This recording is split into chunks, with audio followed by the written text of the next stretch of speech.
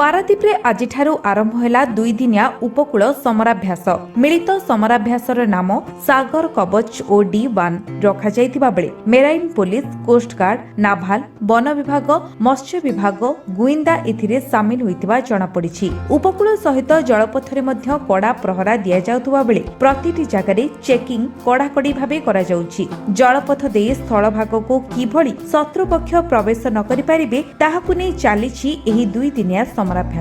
Blue team ଓ red team ଭାବେ ଦୁଇଟି team ଗଠନ କରାଯାଇ ସମୁଦ୍ର ଭିତରକୁ ରେଡ୍ ଟିମ୍ ଯାତ୍ରା କରି ବିଭିନ୍ନ ମାରଣାସ୍ତ୍ର ଧରି ଉପକୂଳକୁ ପ୍ରବେଶ କରିବାକୁ ଚେଷ୍ଟା କରିବେ। ଆଉ ଉପକୂଳ ସୀମାରେ କଡ଼ା ପ୍ରହରା ଦେଉଥିବା ବ୍ଲୁ ଟିମ୍ ସେମାନଙ୍କୁ ପ୍ରତିହତ କରିବାକୁ ଚେଷ୍ଟା କରିବେ। 26/11 ମୁମ୍ବାଇ ଆକ୍ରମଣ ପରେ ଉଭୟ ରାଜ୍ୟ ଓ କେନ୍ଦ୍ର ସରକାରଙ୍କ ପକ୍ଷରୁ ଉପକୂଳ ସୁରକ୍ଷା ପାଇଁ ପ୍ରତିବର୍ଷ ଏହି ସମରାଭ୍ୟାସ କରାଯାଇଥାଏ।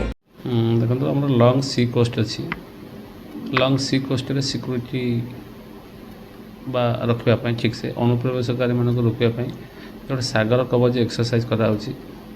ଷ୍ଟ୍ରାଟେଜିକ୍ ଇନଷ୍ଟଲେସନ୍ ଦୃଷ୍ଟିରୁ ଷ୍ଟ୍ରାଟେଜିକ୍ ପଏଣ୍ଟ ଅଫ୍ ଭ୍ୟୁରୁ ୟାକୁ ଆମର Indian coastguard, naval, marine police, Odisha ପୋଲିସର ମିଳିତ ପ୍ରୋଗ୍ରାମ ଏଇଟା ଆମେ ପ୍ରାକ୍ଟିସ୍ କରାଯାଏ। ଏଥିରେ ଯାହାଫଳରେ କ'ଣ ହୁଏ ନା ଆମର ଲୋକମାନଙ୍କ ମନରେ ଜେନେରାଲ୍ ପବ୍ଲିକଙ୍କ ମଧ୍ୟରେ କନଫିଡେନ୍ସ ଆସିବ ଏବଂ ଆମେ ଅନୁପ୍ରବେଶକାରୀଙ୍କୁ ରୋକିବା ପାଇଁ ସବୁବେଳେ ସମର୍ଥ ବୋଲି ନିଜର କନଫିଡେନ୍ସ ଲେଭେଲକୁ ଇନକ୍ରିଜ୍ କରିବା ପାଇଁ ପ୍ରାକ୍ଟିସ୍ କରାହେଉଛି। କେତେ ଦିନ ଧରି ଚାଲିବ? ଏହା 2 ଦିନ ଧରି ଚାଲିବ, 20 ତାରିଖ ଏବଂ 21 ତାରିଖ। କେତେ ନିୟୋଜିତ ଅଛନ୍ତି? ପ୍ରାୟ ଆମର ସମୁଦାୟ 3 ପ୍ଲାଟୁନ୍ ଫୋର୍ସ ନିୟୋଜିତ ଅଛନ୍ତି, କିଛି ଅଫିସର ମଧ୍ୟ ନିୟୋଜିତ ଅଛନ୍ତି। ଏହା ଜେନେରାଲି କୋଷ୍ଟାଲରେ ରହିବା କଥା, କୋଷ୍ଟାଲ ସିକ୍ୟୁରିଟି ପଏଣ୍ଟ ଅଫ୍ ଭ୍ୟୁରେ ରହିବା କଥା। ଭାଇଟାଲ ଇନଷ୍ଟଲେସନ୍ ଅଛି, ପାରାଦୀପରେ ଡିଫରେଣ୍ଟ ଇନଷ୍ଟଲେସନ୍ ଅଛି, ପ୍ରାକ୍ଟିସ୍ ଜରୁରୀ ଅଛି, ତେଣୁ ଏଇଟା କରାଯାଉଛି। ପାରାଦୀପରୁ ତୋଫାନ କୁମାର ମାଝୀଙ୍କ ରିପୋର୍ଟ, ବିଶ୍ୱ ବିଜୟ ନ୍ୟୁଜ୍ ଓଡ଼ିଶା।